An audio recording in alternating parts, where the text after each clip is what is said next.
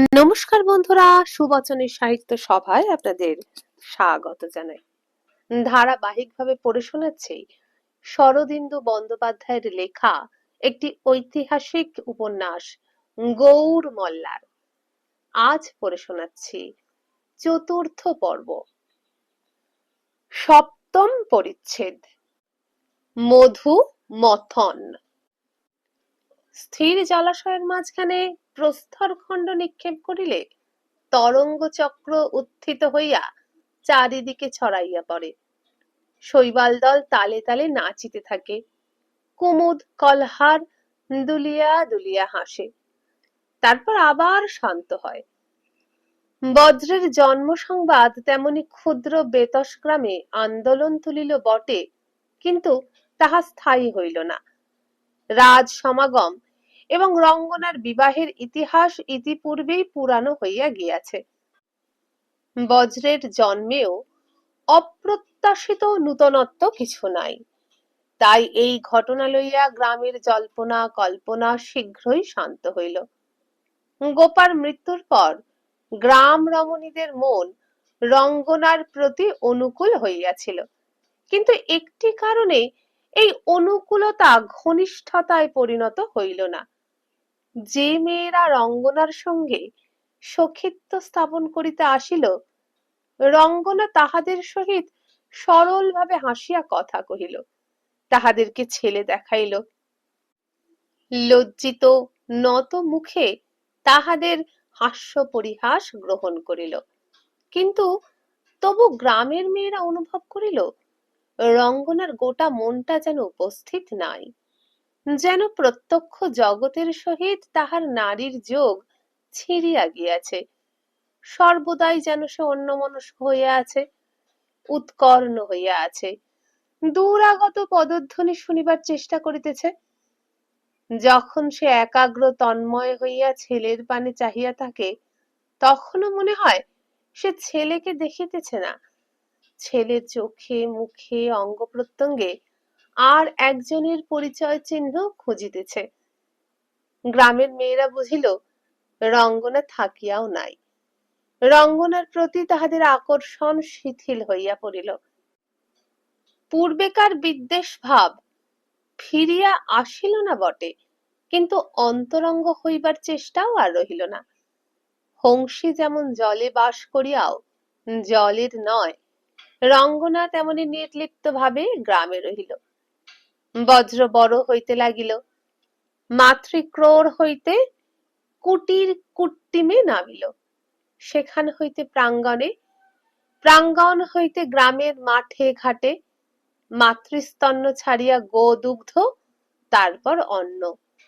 বজ্রের প্রকৃতি যে সাধারণ শিশু হইতে পৃথক, তাহা তাহার জন্মকাল হইতে লক্ষিত হইয়াছিল। সে বেশি কাঁদে না, আঘাত লাগিলে বা ক্ষুধা পাইলেও কাঁদে না। যখন কথা বলিতে শিখিল, তখনও অধিক কথা বলে না, যতটুকু প্রয়োজন ততটুকু বলে। সে চঞ্চল নয়, চুপ করিয়া এক স্থানে বসিয়া থাকে এবং অন্য শিশুদের ছোটাছুটি লক্ষ্য করে, কিন্তু অকারণে ছোটাছুটি করে না। যখন একাকী থাকে, তখন এক দৃষ্টে চাহিয়া বসিয়া থাকে। কি চিন্তা করে তাহা তাহার মুখ দেখিয়া বোঝার উপায় নাই। অথচ সে মেধাবী, তাহার মন সর্ববিষয়ে সজাগ ও সচেতন। দেহের দিক দিয়া যেমন সমবয়স্ক বালকদের তুলনায় অধিক বৃদ্ধিশীল, মনের দিক দিয়াও তেমনি। বজ্রের যখন 5 বছর বয়স, চাতক ঠাকুর তখন তাহার বিদ্যা শিক্ষা আরম্ভ করিলেন। গ্রামের কেহই লিখিতে পড়িতে জানিত না, চাতক ঠাকুরও না। মুখে মুখে শিক্ষা। চাতক ঠাকুর মুখে মুখে অঙ্ক শিখাইলেন, করা, গণ্ডা, পণ, যোগ, বিয়োগ, হরণ, পূরণ। বজ্র দ্রুত শিখিল এবং যাহা শিখিল তাহা মনে করিয়া রাখিল। চাতক ঠাকুর যখন বজ্রকে শিক্ষা দিতেন, রঙ্গনা কাছে বসিয়া থাকিত। কখনো গুরু শিষ্যের প্রশ্নোত্তর মন দিয়া শুনিত, কখনো সব ভুলিয়া তন্ময় দৃষ্টিতে শিশুর মুখের পানে চাহিয়া থাকিত। বজ্রের বয়স ৭-৮ বছর হইলে চাতক ঠাকুর তাহাকে ছিপ দিয়া মাছ ধরিতে শিখাইলেন। বজ্র একেই আত্মসমাহিত শান্ত স্বভাব বালক। সে ছিপ লইয়া সারাদিন মৌরির তীরে বসিয়া থাকিত। সন্ধ্যার সময় মাছ লইয়া হাসি মুখে মায়ের কাছে গিয়া দাঁড়াইত। ইহার পর এমন একদিনও যাইত না যেদিন রঙ্গনাকে নিরামিষ খাইতে হইত। কোনোদিন পুঁটি খয়রা, কোনোদিন শোলের পোনা, কোনোদিন মৌরলা। মাছ ধরা ছাড়া আর একটি কাজও বজ্র ভালোবাসিত, সাঁতার কাটা। সাঁতার কাটিতে কেহ তাহাকে শিখায় নাই, সে নিজেই শিখিয়াছিল। একদিন সে মৌরির তীরে একাকী খেলা করিতে করিতে উঁচু পার হইতে জলে পড়িয়া যায়। সাহায্য করিবার কেহ নাই। সে নিজেই হাত পা ছড়িয়া তীরে উঠিয়াছিল। তাহার পর সাঁতার কাটা শেখা তাহার পক্ষে কঠিন হয় নাই। ইচ্ছা করিলেই সে সাঁতার কাটিয়া মৌরির এপার হইতে ওপার হইত। বলিষ্ঠ বাহুর তাড়নে নদীর জল তোলপাড় করিত। ভিল্ল জাতীয় এক বনচর মাঝে মাঝে গ্রামে আসিত। উত্তরের জঙ্গল হইতে হরিণ বা ময়ূর মারিয়া গ্রামে লইয়া আসিত। মাংসের বিনিময়ে গুড় ও তণ্ডুল লইয়া যাইত। মসি কৃষ্ণ দেহের বর্ণ, পরিধানে পশু চর্ম, কেশের মধ্যে কঙ্কপত্র, মুখে সরল হাসি। ধনুক কাঁধে লইয়া সে যেদিন বজ্রের সম্মুখে দাঁড়াইল, বজ্র অপলক নেত্রে তাহার পানে চাহিয়া রহিল। বজ্রের বয়স তখন ৯-১০ বৎসর। ভিলকে সে পূর্বে কখনো দেখে নাই। ভিল একটি হরিণ মারিয়া আনিয়াছিল। গ্রামের কয়েকজন হরিণ কিনিয়া লইল। পরিবর্তে ভিলকে গুড় ও শস্য দিল। ভিল যখন ফিরিয়া চলিল, বজ্রও তাহার পিছন পিছন চলিল। গ্রামের উত্তরে বাথান পার হইয়া ভিল পলাশ বনে প্রবেশ করিল। তখনও বজ্র তাহার পিছন ছাড়িল না। ভিল তাহাকে লক্ষ্য করিয়া হঠাৎ ফিরিয়া দাঁড়াইয়া কহিল, কি চাও? বজ্র বলিল, তুমি কি করে হরিণ মারো? ভিল হাসিয়া উঠিল, এই তীর ধনুক দিয়ে। তীর ধনুক কিছুক্ষণ উৎসুক চক্ষে নিরীক্ষণ করিয়া বজ্র বলিল, ও দিয়ে হরিণ মারা যায়? ভিল আবার হাসিল। শুভ্র কান্তি, বলিষ্ঠ দেহ বালককে তাহার ভালো লাগিল। সে বলিল, মারা যায়, দেখবে। অদূরে উচ্চ বৃক্ষ চূড়ে এক গুচ্ছ ফুল ফুটিয়াছিল। ভিল ধনুতে তীর সংযোগ করিয়া পুষ্পগুচ্ছের প্রতি লক্ষ্য করিল। আকৃষ্ট ধনু হইতে টঙ্কার শব্দে তীর ছুটিয়া গেল। রক্তবর্ণ কিংশুক গুচ্ছ মাটিতে পড়িল। ভিল ফুলের গুচ্ছটি বজ্রের হাতে দিল। তারপর নিজের তীর তুলিয়া লইয়া হাসিতে হাসিতে বনের পথে চলিল। কিছুদূর গিয়া ভিল দেখিল বজ্র তখনও তাহার পিছু পিছু আসিতেছে। সে বলিল, আবার কি? বজ্র বলিল, আমাকে শেখাবে? ভিল বলিল, শেখাতে পারি, কিন্তু তুমি আমায় কি দেবে? বজ্র চিন্তা করিয়া বলিল, আমি তোমাকে বড়শি দিয়ে মাছ ধরতে শেখাবো। ভিল হৃষ্ট হইয়া বলিল, আচ্ছা, এবার আমি তাড়াতাড়ি আসব, তোমার জন্য নতুন তীর ধনুক তৈরি করে আনব। কিংশুক গুচ্ছটি লইয়া বজ্র ছুটিতে ছুটিতে কুটিরে ফিরিয়া আসিল। এত আহ্লাদ ও উত্তেজনা তাহার জীবনে এই প্রথম। মাকে সম্মুখে পাইয়া সে দুই বাহু দিয়া মায়ের গলা জড়াইয়া ধরিল। রঙ্গনা তাহার মুখ তুলিয়া ধরিয়া বলিল, কি রে? লজ্জা পাইয়া বজ্র একটু শান্ত হইল। মায়ের চুলে রাঙা ফুলগুলি গুজিয়া দিতে দিতে বলিল, আমি তীর ধনুক শিখবো। রঙ্গনা ছেলের মুখখানি দুই হাতে ধরিয়া বিস্ময় বেদনা ভরা চোখে নিরীক্ষণ করিতে লাগিল। মানব চলিয়া গিয়াছে, কিন্তু তবু যেন সম্পূর্ণ চলিয়া যায় নাই। নিজের খানিকটা রঙ্গনার কাছে গচ্ছিত রাখিয়া গিয়াছে। আবার সে আসিবে, যত বিলম্বেই হোক আবার সে ফিরিয়া আসিবে। রঙ্গনার প্রতীক্ষা বিফল হইবে না। যারা সংসারী তাদের যৌবন অধিক দিন থাকে না, কিন্তু রঙ্গনা সংসারের ফাঁদে ধরা দেয় নাই। নিজের অন্তরের কল্পলোকে বাস করিতেছে, তাই কালের নখরাঘাত তাহার অঙ্গে লাগে নাই। এখনো তাহাকে দেখিলে মনে হয় সে নববধূ, অনাঘ্রাত পুষ্প, অনাস্বাদিত মধু। 10 বৎসর পূর্বের সেই একটি হৈমন্তী রজনী যেন তাহার রূপ যৌবনকে বাঁধিয়া রাখিয়া গিয়াছে। দেহে মনে সে আর একটি দিনের জন্য বাড়ে নাই। কিন্তু কালচক্র ঘুরিতেছে, কাহারো পক্ষে মন্থর, কাহারো পক্ষে দ্রুত।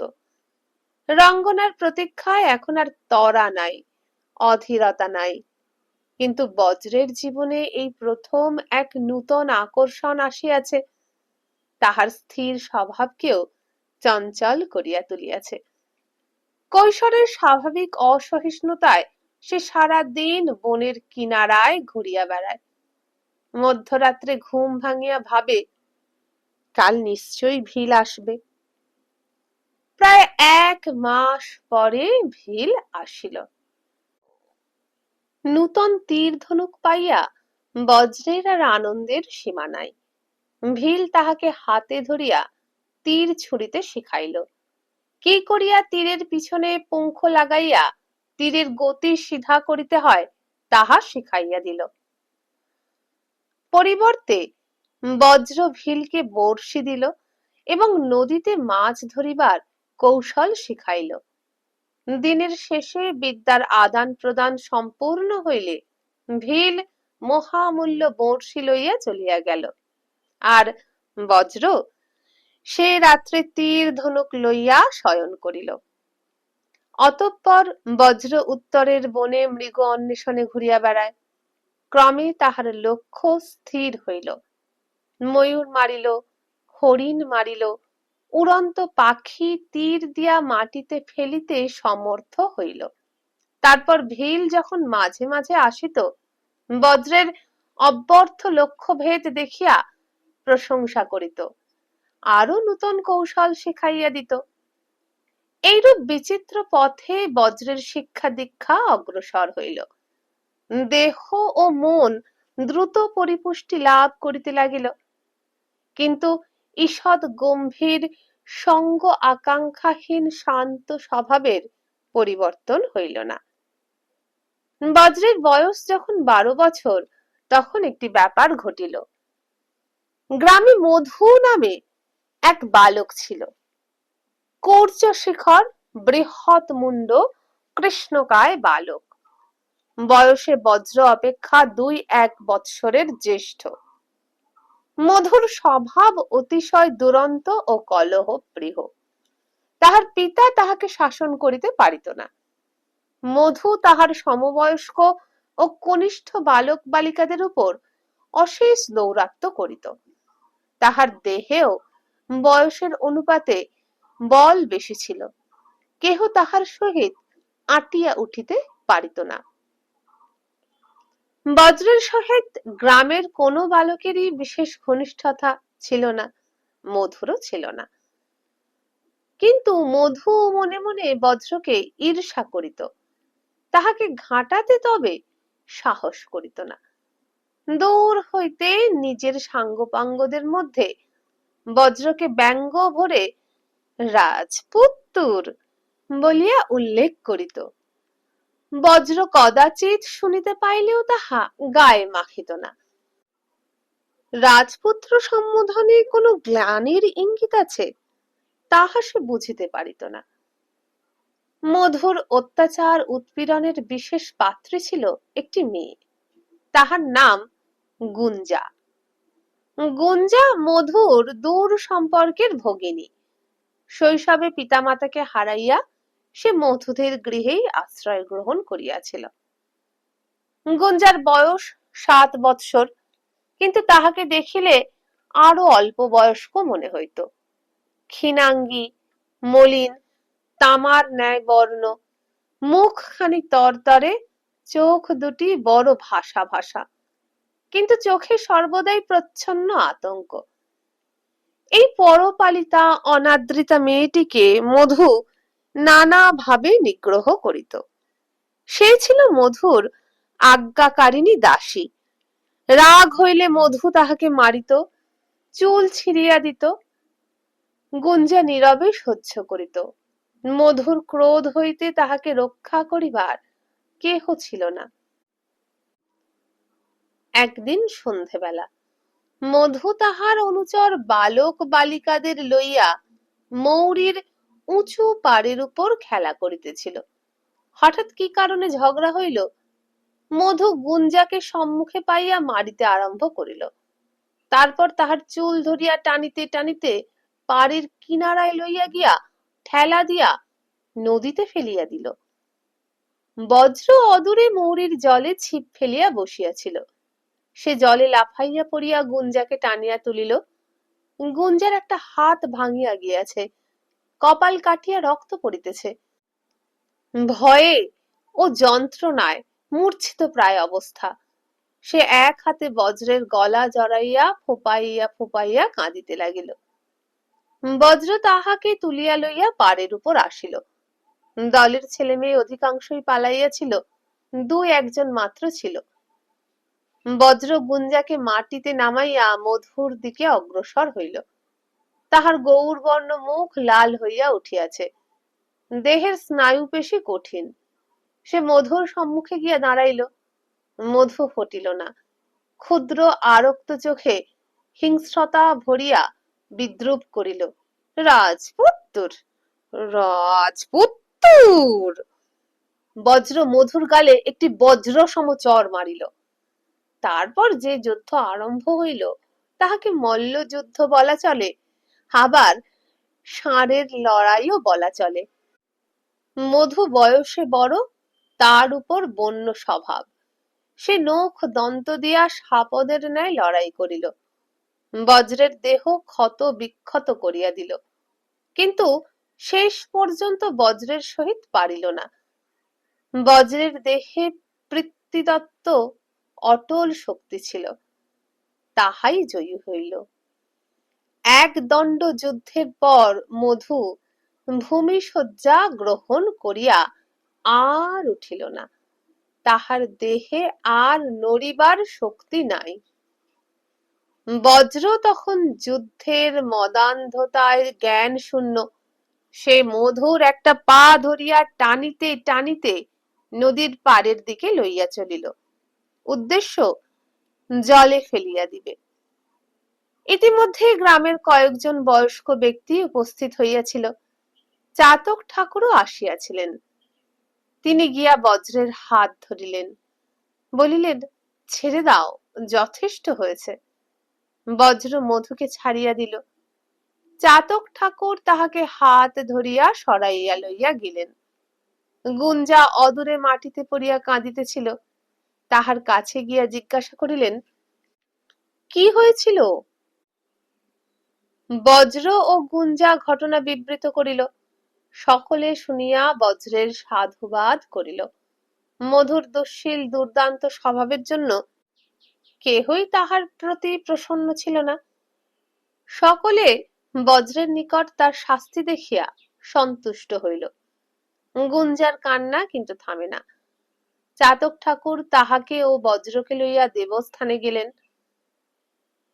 বুড়ির গুয়া পান পাতা দিয়া গুঞ্জার ভাঙা হাত বাঁধিয়া দিলেন। হঠাৎ হাসিয়া বলিলেন, মধুমথন, আজ থেকে বজ্র তোমার আরেকটা নাম হলো মধুমথন। বজ্র কিন্তু হাসিল না। তাহার রক্ত অনেকটা ঠান্ডা হইয়াছে, কিন্তু মনের উষ্ণতা দূর হয় নাই। সে বলিল, ও আমাকে রাজপুত্তুর বলে কেন? চাতক ঠাকুর চকিত হইয়া তাহার পানে চাহিলেন, তারপর সহজ সুরে বলিলেন, তুমি রাজার ছেলে, তাই রাজপুত্র বলে। কিছুক্ষণ স্তব্ধ থাকিয়া বজ্র প্রশ্ন করিল, আমার পিতা কোথায়? চাতক ঠাকুর তাহার স্কন্ধে হাত রাখিয়া বলিলেন, বজ্র, তুমি এখন ছেলে মানুষ, তোমার পিতৃ পরিচয় এখন জানতে চেও না, যখন বড় হবে জানতে পারবে। বজ্র জিজ্ঞাসা করিল, কবে বড় হব? কতদিনে জানতে পারবো? চাতক ঠাকুর বলিলেন, তোমার যখন 20 বছর বয়স হবে তখন জানতে পারবে, তোমার মা তোমাকে বলবেন। বজ্র আর প্রশ্ন করিল না, কথাটি মনের মধ্যে সঞ্চয় করিয়া রাখিল। সন্ধ্যার পর বজ্র গুঞ্জার হাত ধরিয়া নিজ কুটিরে লইয়া গেল। মাকে বলিল, মা, আজ থেকে গুঞ্জা আমাদের কাছে থাকবে। রঙ্গনা 2 হাত বাড়াইয়া গুঞ্জাকে কোলে টানিয়া লইল। সে রাত্রে রঙ্গনার এক পাশে বজ্র, অন্য পাশে গুঞ্জা শয়ন করিয়া ঘুমাইল। গুঞ্জা বজ্রের গৃহেই রইয়া গেল, তাহার মাতুল আপত্তি করিল না। চাতক ঠাকুর ব্যাপারটিকে সহজ ও স্বাভাবিক করিয়া দিলেন। আদর, যত্ন ও ভালোবাসা পাইয়া গুঞ্জার স্ত্রী দিনে দিনে পরিস্ফুট হইয়া উঠিল। তাহার ভাঙা হাত জোড়া লাগিল, মলিন তামার মতো বর্ণ উজ্জ্বল মার্জিত তাম্রবর্ণে পরিণত হইল। চোখের শঙ্কাকাতর দৃষ্টি দূর হইল। একদিন কুঠির প্রাঙ্গণে বসিয়া বজ্র নতুন ধনুকে ছিলা পরাইতেছিল।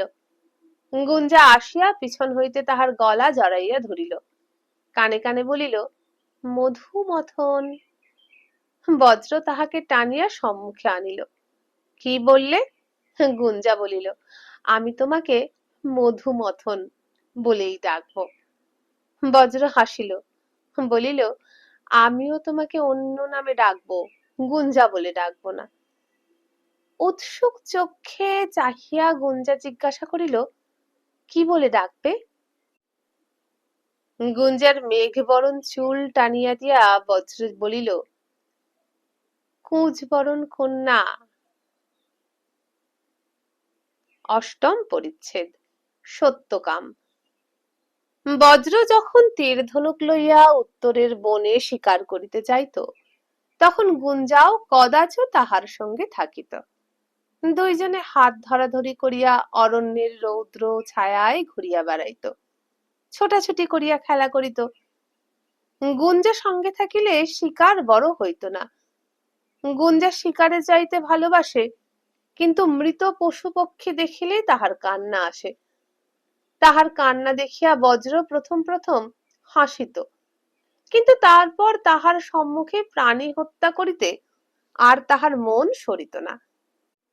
এইভাবে কৌমার অতিক্রম করিয়া তাহারা একসঙ্গে যৌবনে পদার্পণ করিল। বজ্রের যৌবন পরিণত দেহ হইল তাহার পিতার দেহের প্রতিকৃতি, তেমনি দীর্ঘ, প্রাণসার, বেত্রবৎ সাবলীল, হয়তো আরো একটু সুকুমার।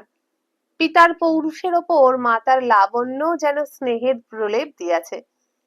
মাথায় গুচ্ছ গুচ্ছ কেশ স্কন্ধ পর্যন্ত নামিয়াছে, মুখে গুম্ফের সূক্ষ্ম রোমরাজে কজ্জল রেখার ন্যায় মুখের শ্রীবর্ধন করিয়াছে।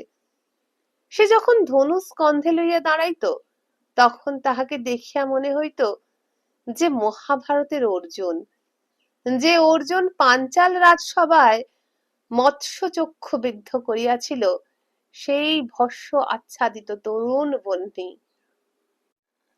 বজ্রের পাশে গুঞ্জাকে দেখাইত রাজহংসের পাশে হেমবরণী চক্রবাকীর ন্যায়। শুধু নবযৌবনের স্ত্রী নয়, মনের সুখ ও ভালোবাসা গুঞ্জাকে লাবণ্যময়ী করিয়া তুলিয়াছিল। কৈশোরের নিত্য সাহচর্য যে স্নেহ প্রগলভ অন্তরঙ্গতার সৃষ্টি করিয়াছিল, যৌবনের অভ্যুদয়ে তাহাই নিবিড় আসক্তিতে ঘনীভূত হইয়াছিল। কিন্তু এই আসক্তির বাহ্য প্রকাশ কিছু ছিল না। দুইজনে প্রায় সর্বদা একসঙ্গে থাকিত। দুইজনেই জানিত তাহাদের জীবন পরস্পর অবিচ্ছেদ্যভাবে জড়াইয়া গিয়াছে, কিন্তু তবু কোনো দিন তাহাদের আচরণে কোনো বিহ্বলতা প্রকাশ পায় নাই। একটিবার কেহ মুখ ফুটিয়া বলে নাই, আমি তোমাকে ভালোবাসি। কেবল একবার নিজেদের সম্পূর্ণ অনিচ্ছায় তাহারা বুঝিতে পারিয়াছিল যে তাহারা আর বালক বালিকা নহে, অকস্মাৎ যৌবনের তীক্ষ্ণ তপ্ত মাদকতার স্বাদ পাইয়াছিল। যৌবন প্রাপ্তির পরেও তাহারা একসঙ্গে শিকার করিতে যাইত। একদিন চৈত্র মাসে তাহারা কিরাত বেশি দেব মিথুনের ন্যায় বনে বনে বিচরণ করিতেছিল। দ্বীপ্রহরে মন্থর বাতাস তরুর ছায়াতলে শীতল, আবার আতপ তাপে উষ্ণ হইয়া বহিতেছে। পক্ক মধুকের গুরু সুগন্ধ বনভূমিকে আমোদিত করিয়াছে। পত্র অন্তরাল হইতে বন কপতের ভীরু কুজন বৃক্ষচ্যুত পুষ্প পল্লবের ন্যায় ঝরিয়া পড়িতেছে। মদালস মধ্যাহ্নে বন প্রকৃতি যেন তন্দ্রাতুরা। একটি উচ্চ বৃক্ষতলে আসিয়া বজ্র ও গুঞ্জা দাঁড়াইল। ঊর্ধ্ব হইতে ঘন গুঞ্জন ধ্বনি আসিতেছে। উভয়ে মুখ তুলিয়া দেখিল, প্রায় 20 হাত উচ্চে একটি শাখা হইতে মধুচক্র ঝুলিতেছে। মৌমাছিরা অদূরস্থ মহুয়া গাছ হইতে মধু সংগ্রহ করিয়া আনিতেছে, তাহারই গুঞ্জরণ। বজ্র সপ্রশ্ন নেত্রে গুঞ্জার পানে চাহিল। গুঞ্জা স্মিত মুখে ঘাড় নাড়িল। তখন বজ্র তীর ধনুক লইয়া মৌচাক লক্ষ্য করিয়া তীর ছুঁড়িল। তীর মৌচাক বিদ্ধ করিয়া মধুলিপ্ত দেহে মাটিতে পড়িল। মৌমাছিরা বহু ঊর্ধ্ব হইতে আততায়ীকে লক্ষ্য করিল না, তাই বিশেষ বিচলিত হইল না। গুঞ্জা গাছের পাতা ছিঁড়িয়া পত্রপুট রচনা করিয়া মাটিতে রাখিল। চাক হইতে বিন্দু বিন্দু মধু খরিত হইয়া তাহাতে পড়িতে লাগিল। গাঢ় মধু। পর্ণপুটে মধু সঞ্চিত হইলে দুজনে তাহা ভাগ করিয়া পান করিল। তারপর তৃপ্ত মনে আবার একদিকে চলিল। শিকার সন্ধানে কোনো ব্যগ্রতা নাই, একসঙ্গে ঘুরিয়া বেড়ানোই যেন একমাত্র উদ্দেশ্য। কিছুক্ষণ লক্ষ্যহীন ভাবে ভ্রমণ করিতে করিতে গুঞ্জা বলিল, এসো কোথাও বসি। একটি ময়ূর ও 2-3টি ময়ূরী এক বৃক্ষের ঘন পল্লব ছায়াতলে বিশ্রাম করিতেছিল। তাহাদের আসিতে দেখিয়া সচকিতে উঠিয়া দাঁড়াইল, তারপর ত্রস্ত কেকাধ্বনি করিয়া বিপরীত দিকে পলায়ন করিল। বজ্র দ্রুত ধনুকে তীর সংযোগ করিয়াছিল, কিন্তু গুঞ্জা তাহার হাতের উপর হাত রাখিয়া বলিল, না। গাছের তলায় 2টি সুন্দর ময়ূরপুচ্ছ পড়িয়াছিল। গুঞ্জা তাহা তুলিয়া লইয়া হাসি মুখে বজ্রের হাতে দিল। বজ্র সেই 2টি হইতে চন্দ্রক অংশ ছিঁড়িয়া লইয়া গুঞ্জার 2 কানে দুল দুলাইয়া দিল। স্মিত মুখে বলিল, কোঁচ বরণ কন্যা মেঘ বরণ চুল, তোমার কানেতে কন্যা পিঞ্ছের দুল।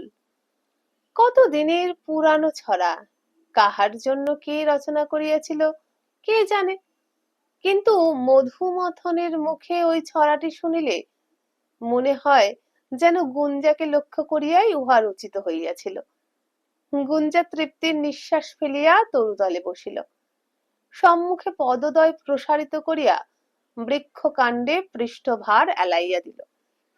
কুঁচ বরণ কন্যা আর মধুমথন, মধুর মতোই মিষ্ট নামটি, যেন চাক ভাঙা মধু। মধুমথন। বজ্র ধনুর্বাণ মাটিতে ফেলিয়া আলস্য ভাঙিল।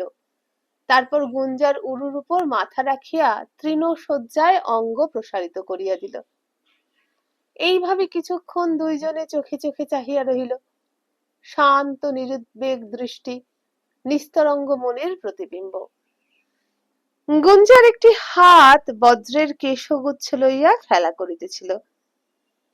একবার গণ্ডে হাত বুলাইয়া একটি ইন্দ্রতুলক মুছিয়া লইল। ক্রমে বজ্রের চক্ষু তন্দ্রায় মুদিয়া আসিল। গুঞ্জা অর্ধনিমীলিত নেত্র তাহার মুখপানে নত করিয়া রহিল। 7 বছর ধরিয়া ওই মুখখানি সে অহরহ দেখিয়াছে, কিন্তু নয়ন তৃপ্ত হয় নাই।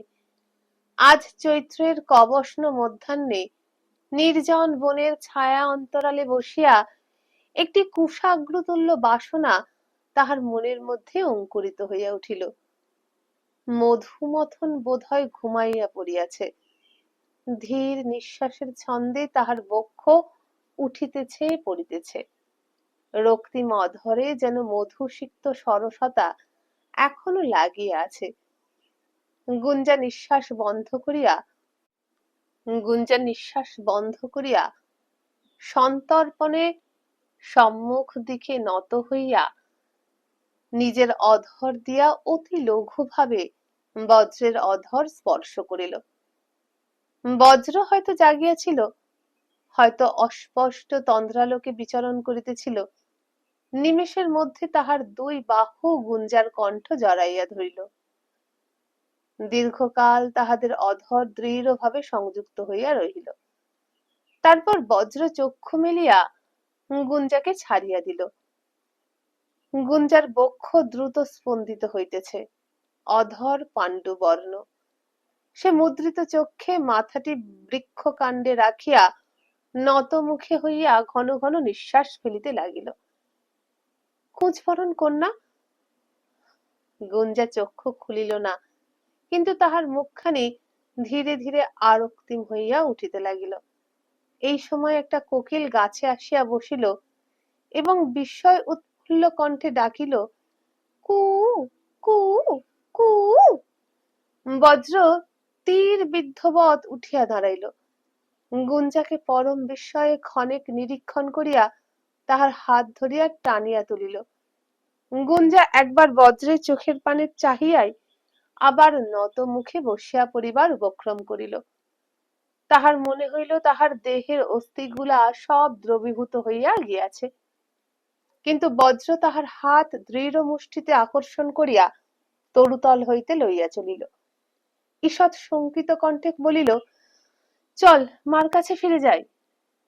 এই ঘটনার পর দুজনের মাঝখানে যেন সূক্ষ্ম অথচ রহস্যমধুর লজ্জার একটি আবরণ পড়িয়া গেল। কিন্তু এই আবরণ তাহাদের মাঝের ব্যবধান সৃষ্টি করিল না বটে, বরং আরো নিবিড় ভাবে উভয়ের হৃদয় আকর্ষণ দুর্নিবার হইয়া উঠিল।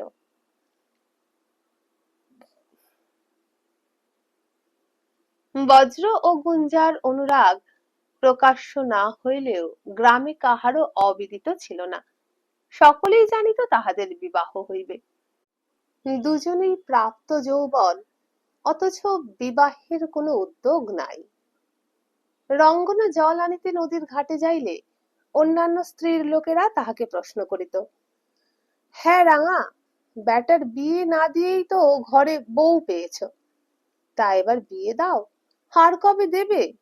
রঙ্গনা হাসিয়া বলিত, আমি জানি না, ঠাকুর জানেন, তিনি বললেই বিয়ে দেব। ঠাকুরকে বলিলে তিনি কিছুক্ষণ অন্য মনে আকাশের পানে চাহিয়া থাকিতেন, তারপর বলিতেন, আর 2 দিন যাক। এইভাবে বজ্রের জন্মের 19 বছর কাটিয়া গেল। বয়ঃপ্রাপ্তির পর বজ্র যে কেবল শিকার করিয়া বেড়াইত তাহা নয়, প্রয়োজনকালে গ্রামের যৌথ কাজকর্মেও যোগ দিত। নিজের সহজাত স্বাতন্ত্র্য বজায় রাখিয়া সকলের সঙ্গে মেলামেশা করিত, মাঠে গিয়া একসঙ্গে কাজ করিত, ধানের সময় ধান রোপণ করিত, আখের সময় আখ মাড়াই কার্যে সহযোগিতা করিত। কিন্তু এই 19 বছরে গ্রামের অবস্থা অল্পে অল্পে পরিবর্তিত হইয়াছিল। শুধু গ্রাম নয়, সমস্ত দেশের অবস্থাই বহতা নদীর ন্যায় ক্রমশ নিম্নগামী হইতেছিল। কোন দেশের অবস্থাই চিরদিন সমান থাকে না, কাল ভেদে তাহার পতন অভ্যুত্থান আছে। শশাঙ্ক দেবের দীর্ঘ রাজত্বকালে গৌড় দেশে যে সম্পদ স্ত্রীর জোয়ার আসিয়াছিল, তাহার মৃত্যুর পর তাহাতে ভাটা পড়িয়াছিল। গৌড় রাজ্য লইয়া বিভিন্ন রাজশক্তির মধ্যে টানাটানি ছেঁড়াছেঁড়ি চলিতেছিল। তাহাতেও হয়তো সামগ্রিকভাবে দেশের জনগণের অধিক ক্ষতি হইত না, কিন্তু এই অন্তর বিপ্লবের সঙ্গে বাহির হইতেও এক প্রচন্ড আঘাত পড়িয়াছিল। সেই সময়ে সামুদ্রিক বাণিজ্য ছিল গৌড়বঙ্গের প্রাণ। এই সাগর সমুদ্ভাবা বাণিজ্য লক্ষ্মী সাগরে ডুবিতে আরম্ভ করিয়াছিলেন। চাতক ঠাকুর দেবাবিষ্ট হইয়া যাহা দেখিয়াছিলেন তাহা মিথ্যা নয়। আরব দেশের মরুভূমিতে সত্যিই ঝড় উঠিয়াছিল এবং সেই বাত্তা বিক্ষিপ্ত বালুকণা সমুদ্রের উপর দিয়া উড়িয়া আসিয়া গৌড় দেশের আকাশ সমাচ্ছন্ন করিয়া দিয়াছিল। সমগ্র দেশের সহিত ক্ষুদ্র বেতস গ্রামেও এই ঘনায়মান দূরদৃষ্টের অংশভাগ পড়িয়াছিল। গ্রামবাসীরা আর গ্রামের বাহিরে যায় না। কি জন্য যাইবে? গ্রামের গুড় বাহিরে বিক্রয় হয় না। স্বর্ণ রৌপের প্রচলন দেশ হইতে ধীরে ধীরে লুপ্ত হইতেছে। দ্রক্ষ কারসাপন দিয়া কেহ আর সহজে পণ্য কেনে না। কড়ি এখন প্রধান মুদ্রার স্থান অধিকার করিয়াছে।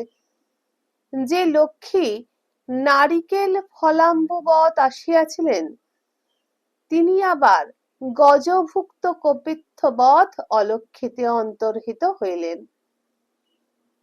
যেদিন বজ্রের বয়স 19 পূর্ণ হইল, সেদিন সায়ংকালে অকস্মাৎ নিদাঘের আকাশ আচ্ছন্ন করিয়া নীল ঘন ঘটার আবির্ভাব হইল।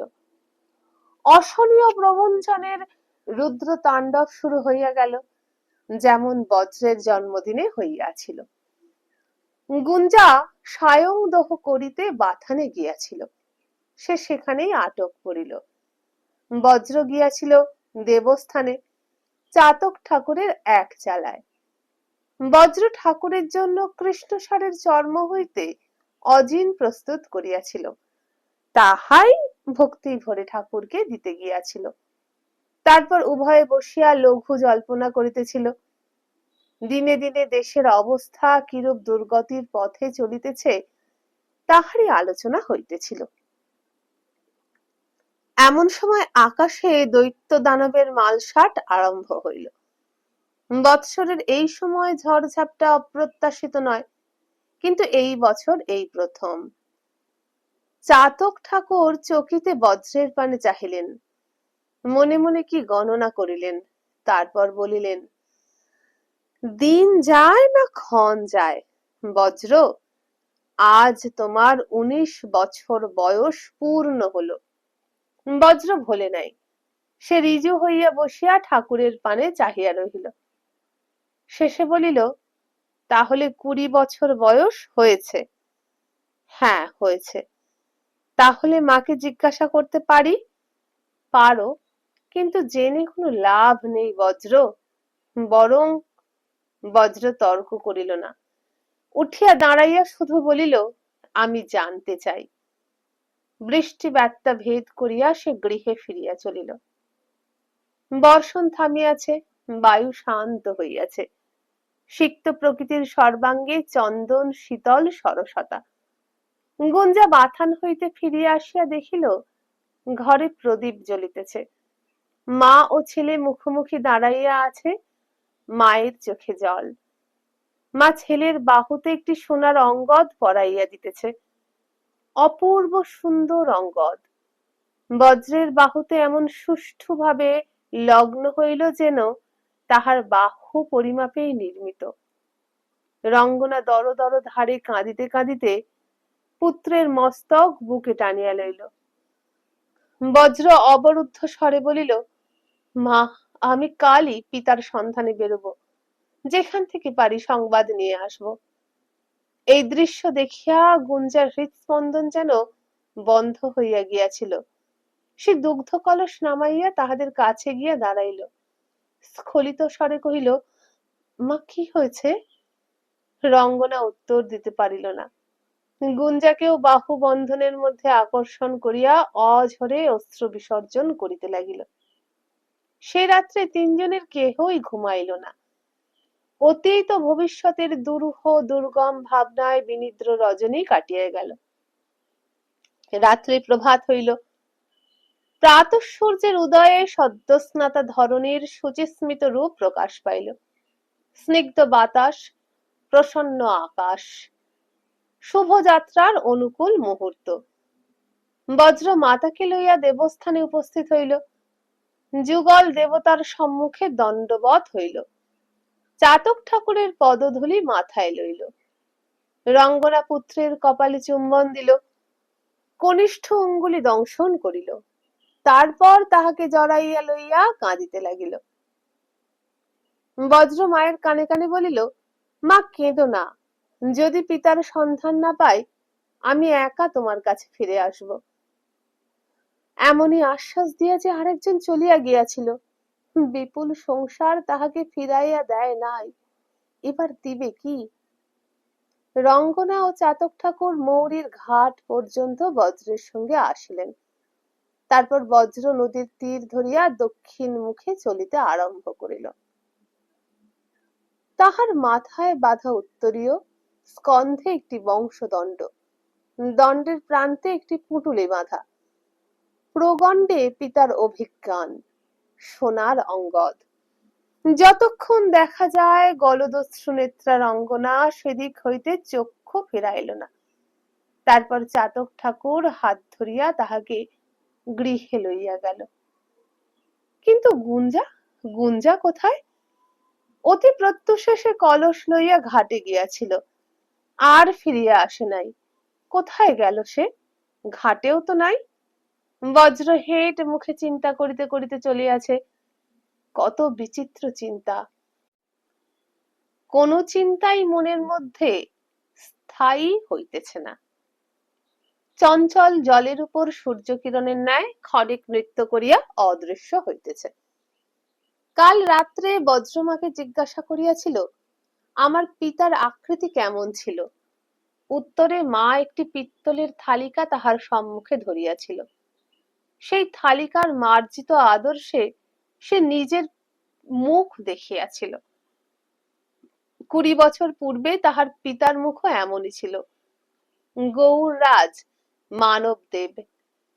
তিনি কি জীবিত আছেন? কর্ণ সুবর্ণ, কেমন নগর! বজ্র পূর্বে কখনো গ্রামের বাহিরে যায় নাই। বেতস বন পিছনে পড়িয়া রহিল। বজ্র গ্রামের সীমান্তে আসিয়া উপনীত হইল। বৃদ্ধ জটিল ন্যাগ্রদ বৃক্ষ গ্রামের সীমা চিহ্নিত করিয়া দাঁড়াইয়া আছে। বৃক্ষটি অধিক উচ্চ নয়, কিন্তু বহু স্তম্ভযুক্ত চন্দ্রাতাপের ন্যায় জটস্তম্ভ রচনা করিয়া চারিদিকে বিস্তৃত হইয়া পড়িয়াছে। ঘন শাখাপত্রের নিম্নে নিবিড় ছায়া। ন্যাগ্রধের ছায়াছত্র প্রান্তে আসিয়া বজ্র দাঁড়াইল। একবার পিছু ফিরিয়া চাহিল। দূরে বেতসলতার ফাঁকে ফাঁকে গ্রামটি দেখা যাইতেছে। ওই গ্রামে তাহার মা আছেন, চাতক ঠাকুর আছেন, গুঞ্জা আছে। বিদায়কালে গুঞ্জার সহিত দেখা হইল না। কোথায় গেল কোচবরণ কন্যা? সে কি অভিমান করিয়াছে, তাই বিদায়কালে সরিয়া রহিল? মধুমথন? বিদ্যুৎ বেগে বজ্র ফিরল, দেখল ন্যাগ্রোধ বিতানের ভিতর হইতে গুঞ্জা বাহির হইয়া আসিতেছে। সে আসিয়া বজ্রের হাত ধরিল। গুঞ্জার চোখ দুটি যেন আরো বড় হইয়াছে, ঈষৎ রক্তিমাভ। মুখের ব্যঞ্জনা দৃঢ় সম্বৃত। বজ্রের হাত ধরিয়া গুঞ্জা তাহাকে বৃক্ষের ছায়া অন্তরালে লইয়া গেল। আজ গুঞ্জার লজ্জা নাই, সংকোচ নাই। বজ্রকে সম্মুখে দাঁড় করাইয়া সে বাহু দিয়া তাহার কণ্ঠ জড়াইয়া ধরিল। দুরন্ত আবেগে তাহার চক্ষে, গ্রীবায়, অধরে চুম্বন করিল। বজ্র প্রথমে গুঞ্জার এই আবেগ প্রগল্ভতায় বিমূঢ় হইয়াছিল, তারপর সেও চুম্বনের প্রতিদান দিল। কিছুক্ষণ পরে একটু শান্ত হইয়া গুঞ্জা বলিল, তুমি কবে ফিরে আসবে? বজ্র বলিল, তা জানি না, কিন্তু ফিরে আসব। আসবে? আসবে? আমাকে মনে থাকবে? বজ্র একটু হাসিল, থাকবে। নগরের মেয়েরা শুনেছি মোহিনী হয়, তাদের দেখে আমাকে ভুলে যাবে না? না কুঁজবরণ কন্যা, তোমাকে ভুলে যাব না। গুঞ্জা একাগ্র জিজ্ঞাসু নেত্রে বজ্রের মুখের পানে চাহিল, যেন তাহার অন্তরের মর্মস্থল পর্যন্ত দেখিবার চেষ্টা করিল। তারপর নিজের মুখের উপর বজ্রের একটা হাত চাপিয়া ধরিয়া বলিল, আমায় ছুঁয়ে বলো, আর কোনো মেয়ের গায়ে হাত দেবে না। বজ্রের মেরুমজ্জার ভিতর দিয়া একটা তীব্র বিদ্যুৎ শিহরণ বহিয়া গেল, শ্বাস রুদ্ধ হইয়া আসিল। গুঞ্জা, কুঁজবরণ কন্যা, না বলো, শপথ করো। শপথ করছি, তুমি আমার, শুধু তোমার। হ্যাঁ, শুধু তোমার। তারপর ন্যাগ্রোদ বৃক্ষের ছায়া অন্ধকার যেন আরো নিবিড় হইয়া আসিল। গুঞ্জা চোখ বুজিয়া বলিল, মনে থাকে যেন, সব দিয়ে তোমাকে নিজের করে নিলাম। বন্ধুরা, এখানেই শেষ হয়ে গেল গৌর মল্লারের ৪র্থ পর্ব। কেমন লাগছে কমেন্ট করে জানাবেন। আর যদি ভালো লাগে একটা লাইক করবেন, বন্ধুদের সাথে ভিডিওটা বেশি বেশি শেয়ার করবেন। এরকমই আরো গল্প শুনতে হলে এই ভিডিওর নিচে যে বার রয়েছে, যেখানে আমার চ্যানেলের নাম দেওয়া আছে, সেখানে টাচ করুন। চ্যানেলের হোম পেজ খুলে যাবে। হোম পেজে প্লে লিস্ট পাবেন, সেখানে ক্লিক করুন। পেয়ে যাবেন আজ পর্যন্ত আপলোড করা সমস্ত গল্প, থরে থরে বিভাগ অনুযায়ী সাজানো।